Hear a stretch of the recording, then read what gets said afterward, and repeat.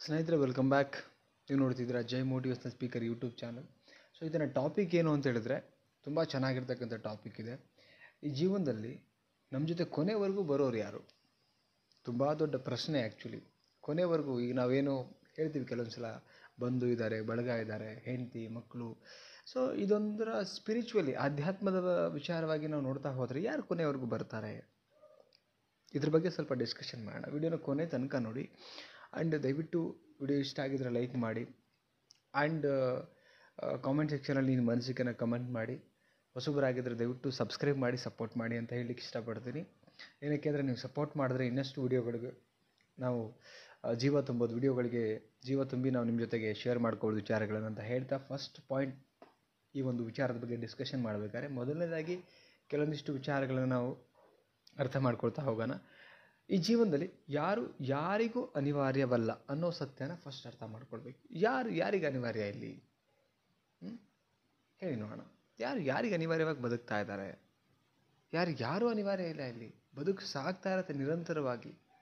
ಪ್ರಕೃತಿ ಇವತ್ತು ಸೂರ್ಯ, ಚಂದ್ರ, ಗಾಳಿ, ಮಳೆ ಇದೆಲ್ಲ ನಿರಂತರವಾಗಿ ಸಾಗ್ತಾ ಇದೆ. ಪ್ರಕೃತಿ ನಿಯಮ ಇದು. ಯಾರಿದ್ದರೂ ಯಾರು ಇಲ್ಲದೆ ಹೋದರೂ ಅದು ಅದ್ರ ಪಾಡಿಗೆ ಸಾಗ್ತಾ ಇರಬೇಕು ಆ್ಯಕ್ಚುಲಿ. ಕರೆಕ್ಟ್. ಯಾರು ಅನಿವಾರ್ಯವಲ್ಲ. ಇವತ್ತು ಜನಗಳ ವಿಚಾರ ತಗೊಳ್ಳಿ ನೀವು.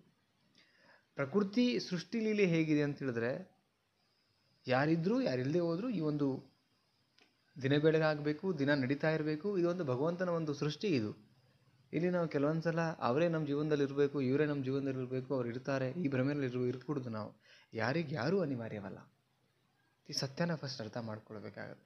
ಬದುಕಿನ ಒಂದೊಂದು ವಿಚಾರಗಳನ್ನು ಅರ್ಥ ಮಾಡಿಕೊಂಡಾಗ, ಅದಕ್ಕೆ ದೊಡ್ಡವರೊಂದು ಮಾತು ಹೇಳ್ತಾರೆ, ಅರಿತು ಬದುಕಿದವನಿಗೆ ಇರುವುದರಲ್ಲೇ ಸ್ವರ್ಗ ಕಾಣುತ್ತೆ, ಅರಿಯದೇ ಬದುಕಿದವನಿಗೆ ಎಲ್ಲೇ ಹೋದರೂ, ಎಷ್ಟೇ ಬಂಗ್ಲೆ ಇದ್ದರೂ ಎಲ್ಲ ನರಕದ ಥರ ಅನಿಸ್ತಾ ಇರುತ್ತೆ. ಅದಕ್ಕೆ ಅರ್ಥ ಮಾಡ್ಕೊಂಡು ಬದುಕೋದು ತುಂಬ ಮುಖ್ಯ ಇರುತ್ತೆ ಲೈಫಲ್ಲಿ.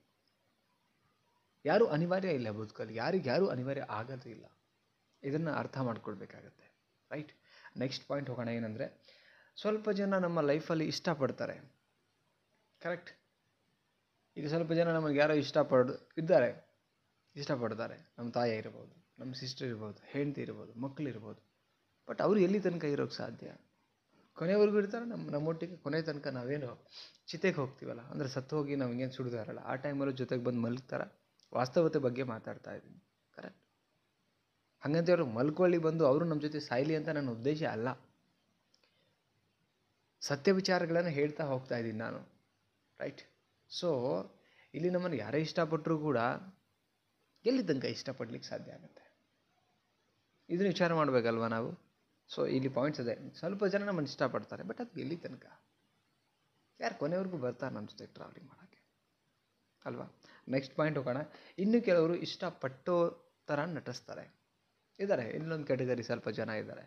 ಸೊ ನಮ್ಮನ್ನು ಇಷ್ಟಪಡ್ತಾ ಇದ್ದಾರೇನೋ ಅಂತ ಜಸ್ಟ್ ನಮ್ಮನ್ನು ನಂಬಿಸ್ತಾರೆ. ಬಟ್ ಅವರಿಗೆ ಇಷ್ಟ ಇರಲ್ಲ ಅದು. ಆ ಥರನೂ ನಮ್ಮ ಜೊತೆ ಟ್ರಾವೆಲಿಂಗ್ ಆಗ್ತಾರೆ ಜನ. ನೋಡ್ತಾ ಇರೋರಿಗೆ ಅದೆಲ್ಲ ಫೀಲ್ ಆಗಿದೆ ಅಲ್ವಾ? ಸೊ ಇಷ್ಟಪಟ್ಟಂತೆ ನಟಿಸ್ತಾರೆ, ಬಟ್ ನಿಜವಾಗ್ಲೂ ಇಷ್ಟಪಡ್ತಾ ಇರಲ್ಲ. ಆ ಕ್ಯಾಟಗರಿ ಜನನೂ ನಮ್ಮೊಟ್ಟಿಗೆ ಮೂವ್ ಆನ್ ಆಗ್ತಿರ್ತಾರೆ. ಬಟ್ ಆ ಎಕ್ಸ್ಪೆಕ್ಟೇಷನ್, ಆ ಭ್ರಮೆನೂ ಇರಬೇಡಿ. ಇಷ್ಟಪಟ್ಟಂಗೆ ನಡೆಸ್ತಾ ಇರೋರು ಎಲ್ಲಿ ತನಕ ನನ್ನ ಜೊತೆ ಟ್ರಾವೆಲಿಂಗ್ ಮಾಡ್ತಾರೆ ಅದನ್ನು ಕೂತ್ಕೊಂಡು ಯೋಚನೆ ಮಾಡೋಣ. ಕರೆಕ್ಟ್ ಅಲ್ವಾ? ಇಷ್ಟಪಟ್ಟಂಗೆ ನಡೆಸೋರು ಕೂಡ ಒಂದಿನ ನಮ್ಮನ್ನು ಬಿಟ್ಟು ಹೋಗ್ತಾರೆ. ರೈಟ್. ಸೊ ನೆಕ್ಸ್ಟ್ ಪಾಯಿಂಟಿಗೆ ಬರೋಣ. ಏನು ಅಂದರೆ, ಇನ್ನೂ ಕೆಲವರು ಅವಶ್ಯಕತೆಗೆ ತಕ್ಕಂತೆ ನಮ್ಮನ್ನು ಬಳಸ್ಕೊಳ್ತಾ ಇದ್ದಾರೆ. ನಮ್ಮಿಂದ ಏನೋ ಕೆಲಸ ಆಗಬೇಕು ಅಂದಾಗ ಆ ಅವಶ್ಯಕತೆ ಮುಗಿಯೋ ತನಕ ನಮ್ಮೊಟ್ಟಿಗೆ ತುಂಬ ಚೆನ್ನಾಗಿರೋ ಥರ ಬಿಹೇವ್ ಮಾಡ್ತಾರೆ. ಹಾಗೆ ಇದ್ಬಿಡ್ತಾರೆ ಅಂತ ನಮಗೆ ನಂಬಿಕೆನ ಬಿಲ್ಡ್ ಮಾಡ್ತಾರೆ. ನಾವು ಅದು ನಂಬಿದಾಗ ತಾನೆ ಅವ್ರ ಕೆಲಸ ಆಗ್ಲಿಕ್ಕೆ ಸಾಧ್ಯ. ಅದನ್ನು ಸೃಷ್ಟಿ ಮಾಡ್ತಾರೆ. ಭಗವಂತಂದೇ ಒಂದು ಸೃಷ್ಟಿ ಆದರೆ ಈ ಜನ ಇವ್ರದ್ದೇ ಒಂದು ಸೃಷ್ಟಿ ಮಾಡ್ತಾರೆ. ಕರೆಕ್ಟ್. ಇವ್ರನ್ನೂ ಅಂದ್ಕೊಳ್ಳೋಣ. ಇನ್ನು ಕೆಲವರು ನಮ್ಮನ್ನು ಬಳಸ್ಕೊಳ್ತಾರೆ. ಬಟ್ ಇವರು ನಂಬಿಸ್ತೇ ನಮ್ಮ ಜೊತೆಗೆ ಇರ್ತಾರೆ. ಇವರು ಎಲ್ಲಿ ತನಕ ಇರ್ತಾರೆ? ಹಾಗಿದ್ಮೇಲೆ ನಮ್ಮ ಜೊತೆಗೆ ಬರೋರು ಯಾರು? ನಮ್ಮ ಜೀವನದಲ್ಲಿ ನಮ್ಮ ಬದುಕಿನ ಸಾರಥಿಗಳು ನಾವಾಗಿದ್ದೀವಿ. ನಮ್ಮ ಜೀವನದಲ್ಲಿ ನಮ್ಮ ಜೊತೆಗೆ ಬರೋರು ಯಾರು? ಆತ್ಮ, ಸಾವಿನ ತನಕ ಬರುವಂಥದ್ದು ಈ ದೇಹ. ಅದು ಬಿಟ್ಟರೆ ಇನ್ನೇನು ಬರೋಕ್ಕೆ ಸಾಧ್ಯ? ಅದಕ್ಕೆ ಹೇಳ್ತಾರೆ ದೊಡ್ಡವರು ಒಂದು ಮಾತೇನಂತ ಹೇಳಿದ್ರೆ, ಇಡೀ ಜಗತ್ತಲ್ಲಿ ನಿಮ್ಮ ಜೊತೆಗೆ ನೀವು ಟ್ರಾವೆಲ್ ಮಾಡುವಂಥ ಏಕೈಕ ವ್ಯಕ್ತಿ ಅಂತ ಹೇಳಿದರೆ ಅದು ನಿಮಗೆ ನೀವೇ ಅಂತ ಹೇಳ್ತಾರೆ ದೊಡ್ಡವರು. ನಿಮ್ಮ ಆತ್ಮ, ನಿಮ್ಮ ಧೈರ್ಯ, ನಿಮ್ಮ ಯೋಚನೆ, ನಿಮ್ಮ ಬದುಕು ನೀವೇನೆ. ಅದು ಬಿಟ್ಟರೆ ಯಾರು ಕೂಡ ಜಸ್ಟ್ ಪಾತ್ರಧಾರಿಗಳ ಥರ ಭಗವಂತ ಒಂದು ಪಾತ್ರವನ್ನು ಸೃಷ್ಟಿ ಮಾಡಿ ಕಳಿಸಿದ್ದಾನೆ, ಅವ್ರವ್ರ ಪಾತ್ರ ನಿಭಾಯಿಸ್ತಾ ಇದ್ದಾರೆ. ಬಟ್ ನಮ್ಮ ಪಾತ್ರ ನಮಗೆ ನಾವೇ ಸರಿಸಾಟಿಯಾಗಿ ನಮ್ಮೊಟ್ಟಿಗೆ ನಾವೇ ಕೊನೆವರೆಗೂ ಇರುವಂಥದ್ದು ಈ ಭೂಮಿ ಮೇಲೆ. ಇದೇ ಸತ್ಯ. ಏನು ಹೇಳ್ತೀರಾ ನೀವು? ಕರೆಕ್ಟ್ ಅಲ್ವಾ ನಾನು ಹೇಳ್ತಿರೋದು? ಸೊ ನಮ್ಮ ಜೊತೆಗೆ ಯಾರಾದರೂ ಕೊನೆವರೆಗೂ ಬರ್ತಾರಂತ ಹೇಳಿದರೆ ಅದು ನಾವೇ ನಮ್ಮೊಟ್ಟಿಗೆ.